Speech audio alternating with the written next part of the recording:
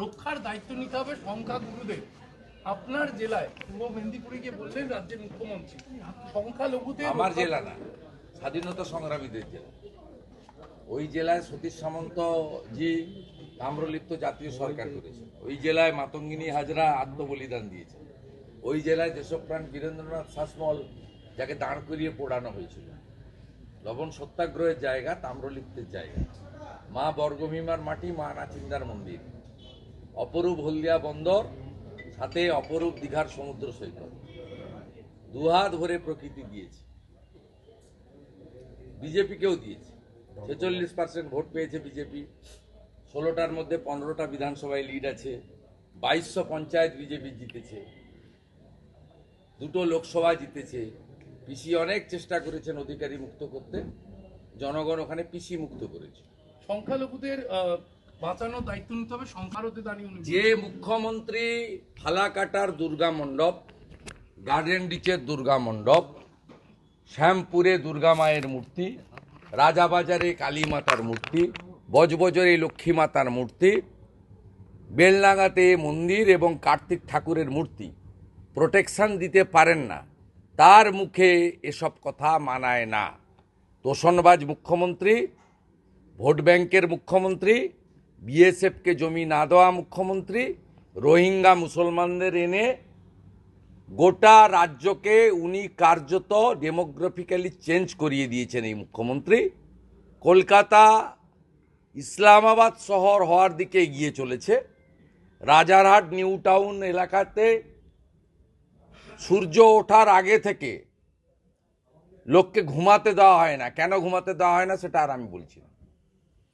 এই মুখ্যমন্ত্রীর আমলে এইসব দৃশ্য আমরা দেখতে পাচ্ছি। এই মুখ্যমন্ত্রীর একজন মন্ত্রী নাম ফিরাদ হাকিম, তিনি দাওয়াতে ইসলাম দেন, 50 ভাগ লোককে উর্দুতে কথা বলার আহ্বান করেন,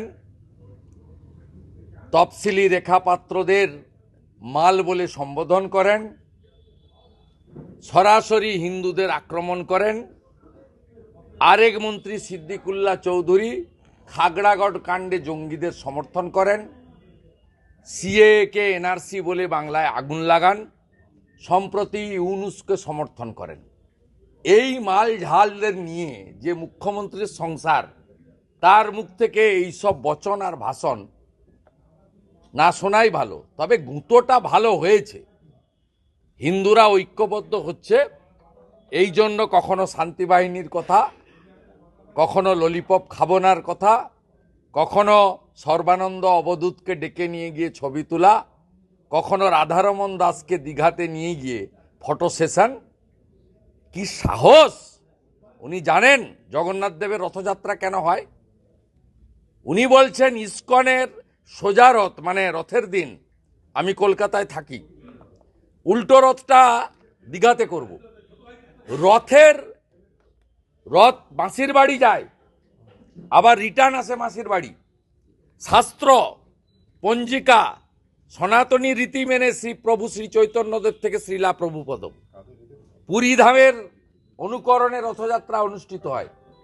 উনি বলছেন যে ইসকনের উল্টো রথ দীঘাতে করবেন। আর আমার অবাক লাগে রাধারমন দাসজি পাশে বসে দাঁড়িয়ে প্রতিবাদ করেন না। আপনি প্রভু জয় পতাকা স্বামী, এটা শুনলে আমার বিশ্বাস মায়াপুর ইসকন থেকে খুব কড়া প্রতিক্রিয়া আসা উচিত। কারণ শ্রীলা প্রভুপদ তিনি শ্রী চৈতন্যদেবের আদর্শে বিশ্বাসী। আর শ্রী চৈতন্যদেব পুরী ধামের নিয়ে তার যা অবদান, তার যা সৃষ্টি, তার যা কীর্তি, আর কেউ না জানুক, মেদিনীপুরের লোকরা জানে। শ্রী চৈতন্যদেব জলপথে পুরী গেছেন একাধিকবার এবং গেছেন তাম্রলিপ্ত বন্দর হয়ে। মহাপ্রভুর মন্দির তমলুকে রাত্রি যাপন এবং সেখানে তিনি প্রবাস করেছেন 3বার।